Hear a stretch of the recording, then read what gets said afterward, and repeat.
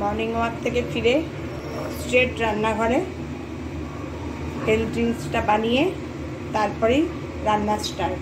এটা খেতে খেতে রান্না করব, এনার্জি পাবো আর রান্না করব। আজকে করব পার্শে মাছ।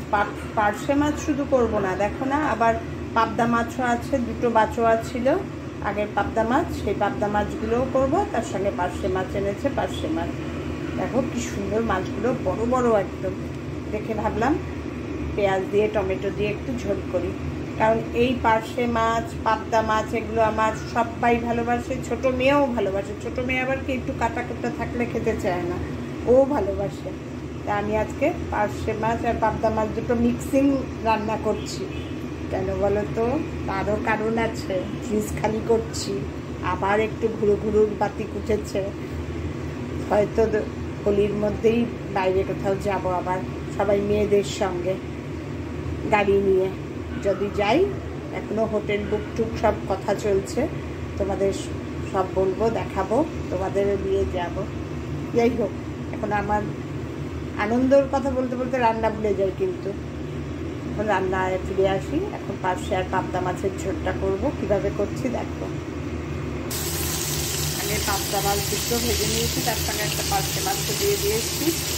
এইভাবে সব মাছগুলো আগে ভেজে নিই। আজকে করলাম, আজ আর কালকে জিনিস এনে করবো। রোজ না আর মাছ করতে ইচ্ছা করে না, কারণ মাছ ভাজতে হলে প্রচুর তেল লাগে, সেই তেল থেকে যায়। আবার একটু মাছ ভাজলেও অনেকটা, তার জন্য একটু বেশি করে তেল দিয়েই দুদিনের মাছ করে রাখি।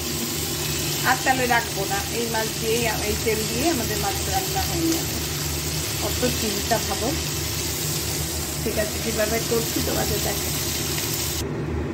পার্শে মাছ আর পাবদা মাছ দুটোই ভেজে নিয়েছি। পাবদা মাছ যেমন, পার্শে মাছও ভীষণ নরম, খুব সাবধানে ভাজা হয়েছে। এবার সেই তেলের মধ্যেই দিয়ে দিলে কালো জিরে, একটু কালো জিরে ফোড়ন না দিলে না ভাল লাগে না। এবার দিয়ে দেবো পেঁয়াজ। এই কালো জিরে আর পেঁয়াজ আর টমেটো এই দিয়েই করবো আজকে ঝোলটা। ঝালের জন্য দিয়ে দেবো দুটো কাঁচা লঙ্কা। এবার এগুলো একটু ভাজা ভাজা হোক, তারপরে টমেটোটা পেস্ট করে দেব। এবার দিয়ে দেব হচ্ছে আমি যে গরম মশলাটা বানাই না, গরম মশলা সাজিরে, ওই মশলাটা একটুখানি দিয়ে দেবো। এর মধ্যে জিরেও আছে। এবার দিয়ে নুন হলুদ দিয়ে নাড়াচাড়া করব। এর মধ্যে এবার দিয়ে দেবো নুন,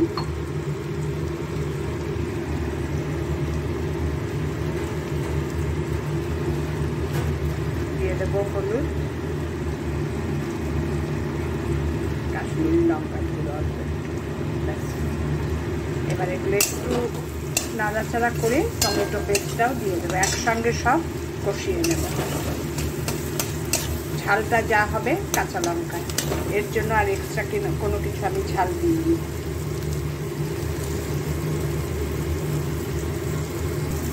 টমেটোটা একটু মিক্সিতে পেস্ট করে রেখেছি, খুব একবারে পেস্ট না, মোটামুটি আর কি। এই টমেটো পেস্টটা দিয়ে দিলাম, দিয়ে সব একসঙ্গে সুন্দর একটা গন্ধ বেরিয়েছে না।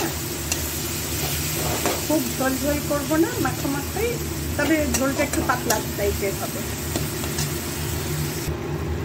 ঝোলটা টকবক করে ফুটে উঠেছে, এবার মাছগুলো সব দিয়ে দেবো।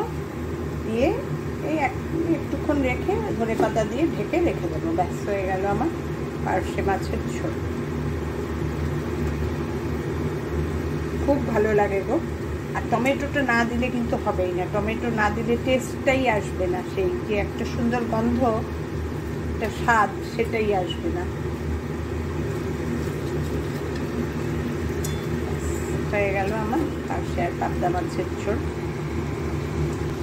ফুটে উঠেছে পুরো মাছ দেওয়ার পরে। এবার ধনে পাতা ছড়িয়ে গ্যাসটা সিম করে ঢেকে রেখে দেবো। হয়ে গেল। তোমাদের কেমন লাগলো আমার রান্না জানিও। ভালো লাগলে লাইক কমেন্ট শেয়ার করে দিও, আমার চ্যানেলটা সাবস্ক্রাইব করে নিও। টাটা।